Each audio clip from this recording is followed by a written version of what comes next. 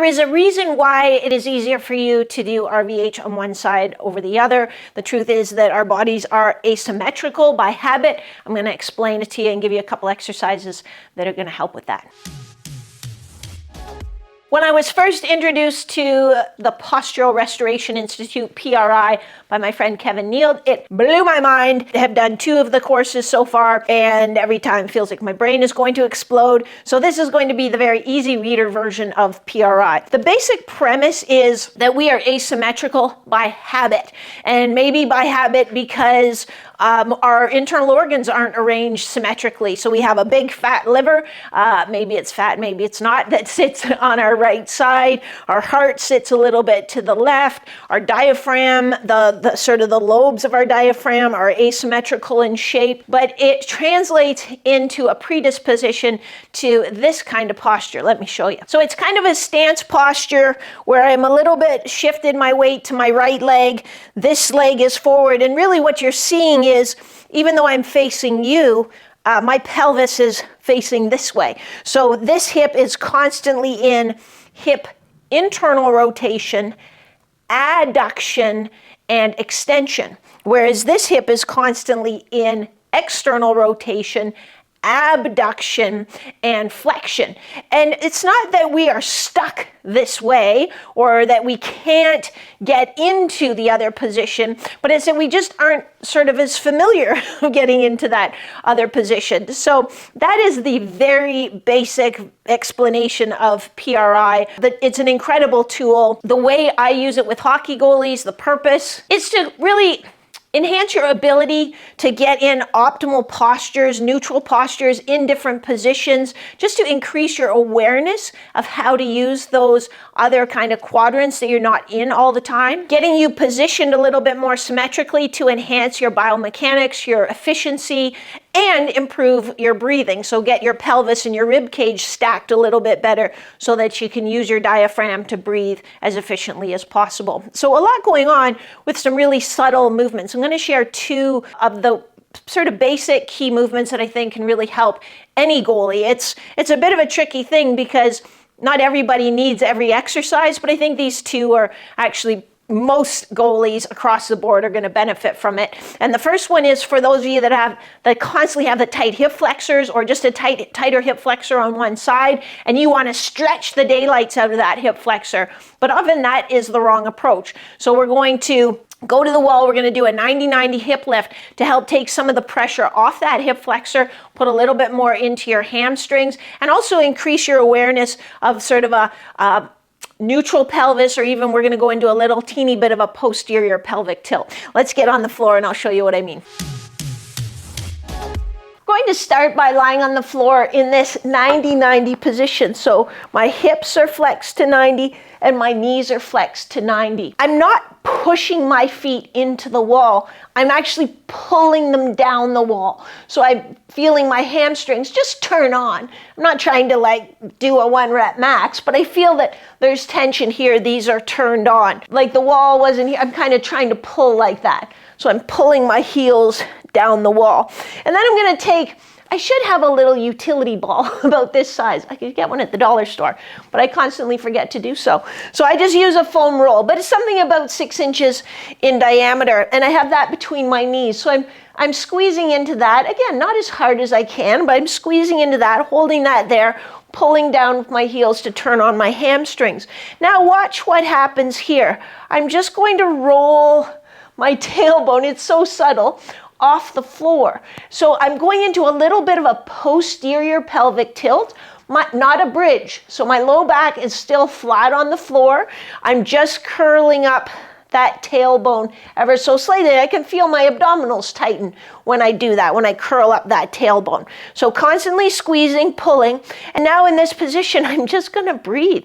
So I'm going to breathe in through my mouth, in through my nose, and out through my mouth. And I'm going to do 4 nice deep breaths like that. Again, always pulling down with my heels so my hamstrings are on, curling my tailbone off, squeezing in here.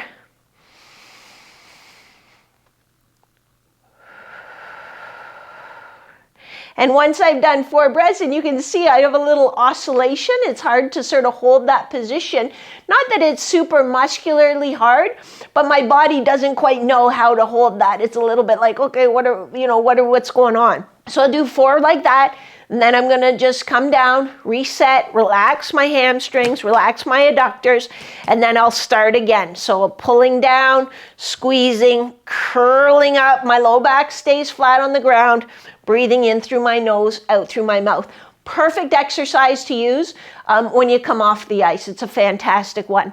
The next one we're gonna do is a glute medius exercise, and we're just gonna work the glute med on the left side. So a lot of these exercises, because we're trying to address an asymmetry, we do the exercises just on one side, not the other. So just keep that in mind. You're not gonna flip over and do this next one on both sides, but it's a glute med activation on the left side.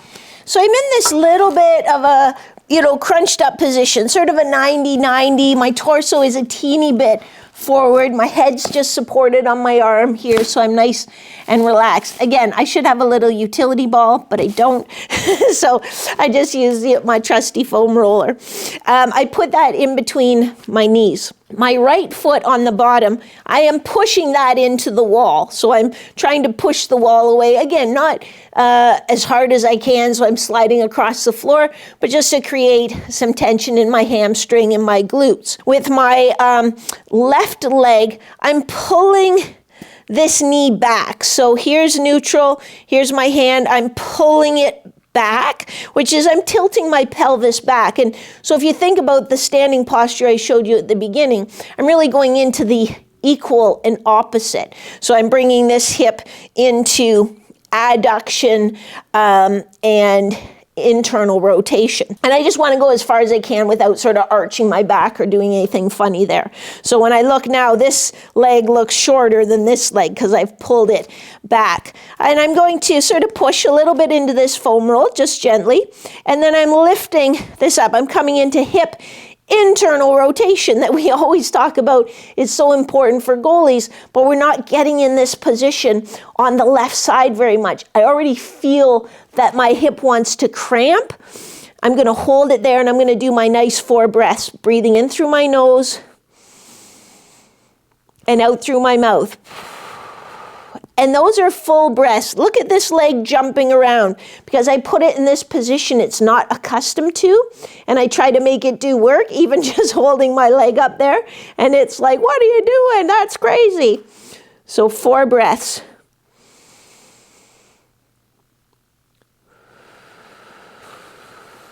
And when I breathe in, I'm trying to expand my rib cage. I'm really trying to get all the air in I can. When I've done my 4 breaths, I come down, I reset, and I'll repeat that for another 3 to 4 sets. But remember, just on this side to try to teach this hip how to get in that position that we need so desperately on the ice. So there is a super mini snapshot, and I really don't want to do the PRI method a disservice. It is incredibly complicated. I still constantly refer back to my notes to try to get the picture straight in my brain. The guy who came up with it, Dr. Ron Harushka, is amazing. One of my levels I did studying with him. He just the way he pictures the body is incredible. So don't take these lightly. This isn't just a stretch or a warm-up. It really is a serious method, and I kind of debate whether to share it with you or not because I don't want to do it a disservice, but I trust you, and I think you understand the importance of really being precise with it. So give it a try yourself. Like I always say, do a little test, retest, even just walk back and forth across the floor. Hey, just snapshot, what do I feel like? And then do these 2 techniques and do it again. Similar to the Eldoa, typically, and this one I think very much more specifically for the hips, people feel like, yeah, it's not that I felt stiff even before, but now it just feels like someone's lubricated in there, like my legs just really swing freely. So do that. Let me know how it feels. Give me a thumbs up if you like some of this more in-depth, precise content, and I'd be happy to share a couple more with you. But the idea is not to try and fix that asymmetry, but just teach you how to get into those different patterns, almost like trying to get a little more ambidextrous with your hips. I will catch you next week, same bad time, same bad channel. I love you guys.